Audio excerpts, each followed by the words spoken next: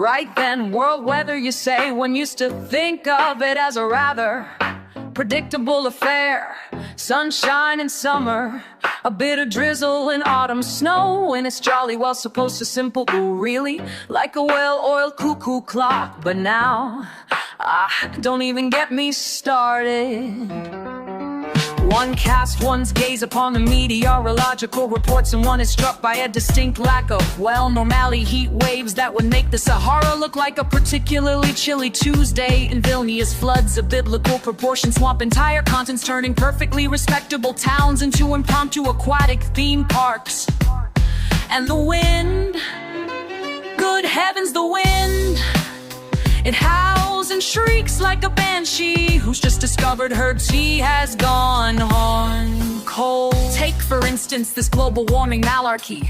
One pictures the Earth as a rather neglected greenhouse, the thermostat having been fiddled with by some mischievous cosmic imp. The ice caps are melting with the enthusiasm of a child attacking an ice cream cone on a sweltering August afternoon. Polar bears, one imagines, are rather disgruntled about the whole affair. Their pristine white carpets rapidly turning into rather soggy puddles.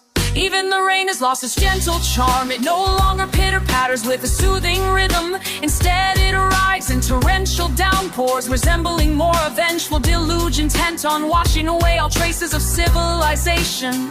One finds oneself contemplating the wisdom of Noah and his rather large boat. Perhaps a modern-day ark equipped with Wi-Fi and a decent coffee machine wouldn't be such a bad investment. The seasons too seem to be in a state of utter disarray. Spring arrives with the subtlety of a brass band rehearsing in one's living room. Summer oscillates wildly between scorching heat and sudden hailstorms the size of golf balls. Autumn forgets to be melancholic and simply devolves into a prolonged period of damp gloom. And winter, well, winter seems to have gone on a rather extended holiday, leaving behind a confused mess of slush and the occasional bewildered robin. One pictures future generations huddled in climate-controlled bunkers, reminiscing about the good old days when one could actually venture outside without risking being swept away by a flash flood or baked to a crisp by an errant heat wave. They'll look back at our time with a mixture of pity and utter bewilderment. They had sunshine, they'll exclaim, and they simply let it go. So yes, the world weather, not a laughing matter, not at all, more of a slow-motion planetary catastrophe unfolding before our very eyes.